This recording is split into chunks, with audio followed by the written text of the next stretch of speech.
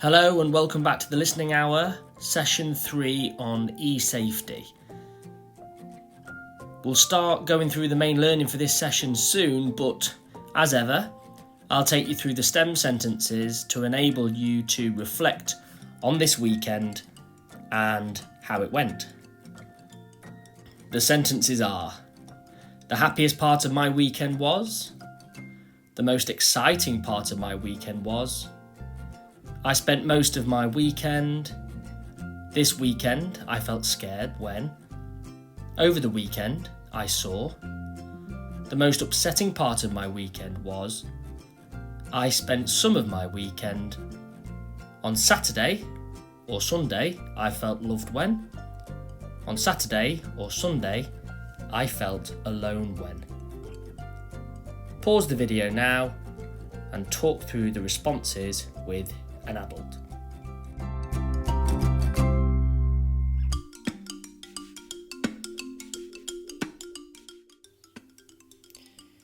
It makes us feel in control and reduces our anxiety when we know what is going on in the week ahead. So spend some time now with the adult who's with you to plot out what's happening from Monday all the way through this week to next Monday.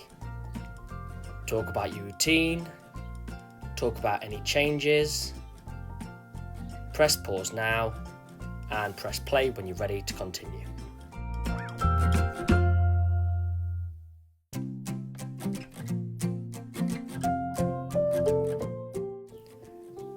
Let's look at the ground rules for the listening hour. We need to remember that we are loving, we are kind, we are respectful, we're open to doing things differently, we are honest, and we are brave. Take a few moments just to make sure you understand what all of those rules mean, and if you have the time, talk about the reasons why they are so important. Let's move on to the main part of our session then. The learning focus this week in session 3 is protecting important information. The British values focus is individual liberty, and the key points for this week are that passwords protect personal and sensitive information, that data and identity can be stolen, and devices can be set up to protect your data.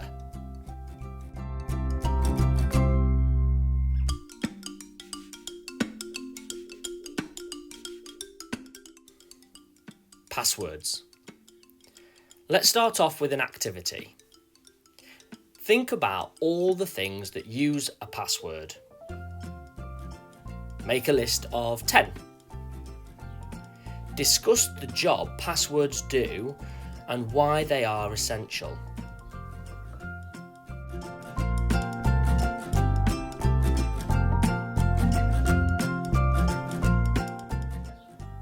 Passwords used on the internet are no different to those that you have discussed and that are in your list. They are to protect you and, usually, important personal or sensitive information. Young children usually have to ask the adults for devices, and they're usually kept out of reach. Now, these devices would usually have passwords so that the adults can monitor what the children are accessing and stop purchases being made or information being shared.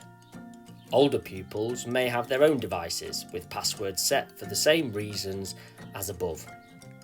What's really important is that you keep your passwords secret and secure and they're not obvious. Did you know the most common passwords are 1, 2, 3, 4, 5, 6, or even just the word password? We're going to talk now about privacy and identity theft. InternetMatters.org talks about 3 key principles when it comes to privacy and identity theft. Learn about it, protect it, and deal with it. Just like adults, children are at risk of having their online identity stolen or misused. And knowing about this is the first step to remaining protected, the learning. Now, it can be difficult to maintain your privacy as children might not understand what is safe to share online or what the default privacy settings are on the sites or devices they're using. So here's your activity. Make a list of what you think is okay to share online, and in your other list, what is not okay to share online. Talk about your ideas and reasons for what you've written down with an adult. When you've done that, more advice on privacy and identity theft can be seen in the short video. The link is in the description below.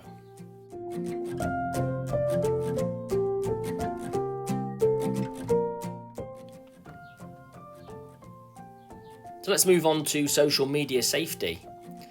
Internet Matters has a wealth of information and resources to help protect identity online, especially on social media. There's a list of social media guides that will help you to get up to speed on the most popular platforms and help you to set the right privacy settings. Here's an activity for you. Go to one of the examples, like TikTok, using the link that's in the description. Now, younger pupils, I don't expect you to have TikTok, but I would like you to talk about why making some of the changes in the example are important. Older pupils, you can get active. Make 2 or 3 changes to your settings on one of these accounts with the help of an adult, which will help you protect your data.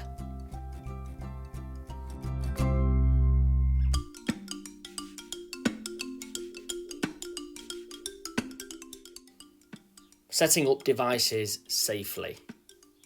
We've discussed this in previous sessions, but there's guidance available on Internet Matters to help you disable location services so you don't unintentionally share your location with others. Set up password control or disable in-app purchases so big bills aren't run up accidentally. And use the device settings so you can only download age-appropriate apps and games. There's a link here to help you set up devices safely.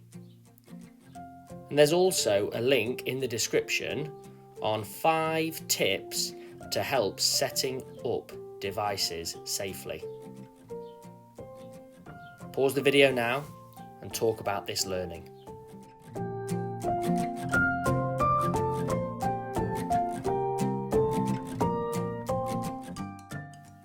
Deal with it. So even when all the advice has been followed and you've done as much as you can to help protect your data, it can still be stolen. And when this happens, it's really important to remain calm and to deal with it with the right support. The right support comes in lots of ways, usually with a trusted adult and then with the support from the resources available to us. The link here has practical advice for dealing with ID theft when it happens, and you might want to take a look through it with an adult now. For adults, Internet Matters has a collection of real-life stories from parents to share their experiences. The link's below if you would like to take a look. There are loads of resources out there to be supporting you learn how to stay safe online. So you can go to the Holy Rosary Academy e-safety page, the Think You Know page, internetmatters.org, which we've used today, NetAware to get more information on those apps and games, bbc.com, Own It app, and if you need to report it, the CEOP link is there. Thank you for joining us for session 3 of our e-safety session. The key points from today's session were: passwords protect personal and sensitive information, data and identity can be stolen, and devices can be set up to protect your data. Don't forget to share all of your learning on Class Dojo, and as ever, if you need somebody to talk to, you can talk to an adult in school through Class Dojo or a trusted adult at home. But if you need someone different, the Childline number is there and the NSPCC number is there, and people are waiting to listen to you. If there are any parents who need any support, the Young Minds Parents Helpline is there, but you can also contact the Corona Support email at school. We'll see you next week.